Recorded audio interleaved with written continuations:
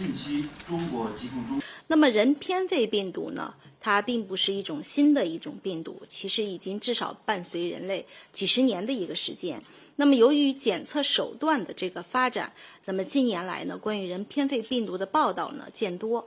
那么目前呢，人偏肺病毒的整个的检测的阳性率呢，这个上升呢也是处于一个平台波动。那么其中北方省份的阳性率呢出现一个下降，我们也看到这个14岁以下的这个患者他的这个检出的阳性率呢开始下降。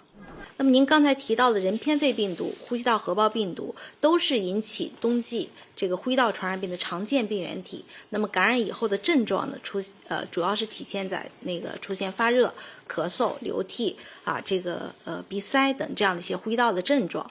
那么大多数症状呢可自行消失，但是对于儿童、老年人以及免疫功能比较弱的这样的一些群体，那么它可能会引发这个下呼吸道的感染，但这两种病原呢，引起这个重症和死亡率都是很低的。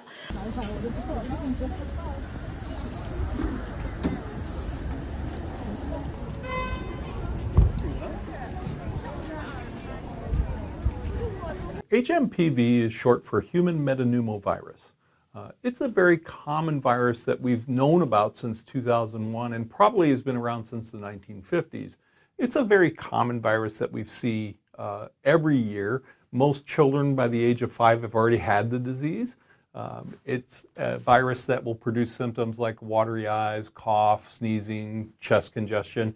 It's usually a very mild disease, but can in a very few people, especially those that are immunocompromised, could develop more severe disease like pneumonia. We've seen a spike, at least in several of the countries, including China, especially in the northern parts of China, a large number of cases of this. And this is very common because what happens is in the colder weather, colder climates, people come indoors and it's much easier to spread the disease, like through coughing and sneezing and touching objects that have been infected from people wiping their nose or their mouth.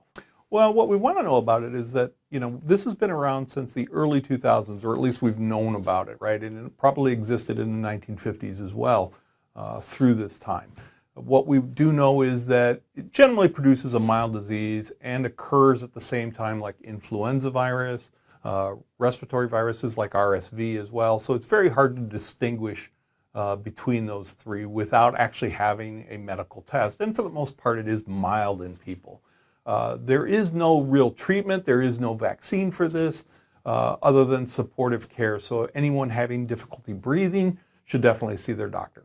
In terms of prevention, good hand washing again, staying home if you're sick. If you have symptoms of coughing and sneezing, making sure that you're covering that, or wearing a mask occasionally will help with this as well. And then avoid contact with sick individuals. So it's really important that if you're ill, you stay home to prevent infecting other people, and other people can avoid you to keep themselves healthy as well.